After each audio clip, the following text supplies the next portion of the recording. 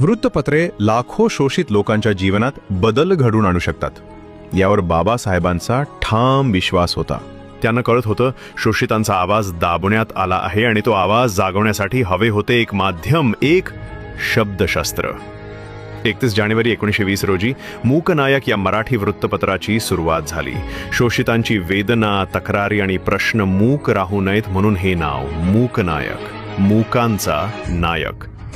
या पत्राचं संपादन बाबासाहेब करत होते आणि आर्थिक पाठबळ दिलं राजर्षी शाहू महाराजांनी. यानंतर 1927 मध्ये सुरू झालं बहिष्कृत भारत. हे केवळ वृत्तपत्र नाही तर दलित समाजाच्या नवजागरणाचं, हक्काचं व्यासपीठ. या माध्यमातून त्यांनी शिक्षण, हक्क आणि अन्यायाविरोधात आवाज उठवला. ते लिहायचे, जागे व्हा, संघटित व्हा, अन्यायाविरुद्ध लढा द्या.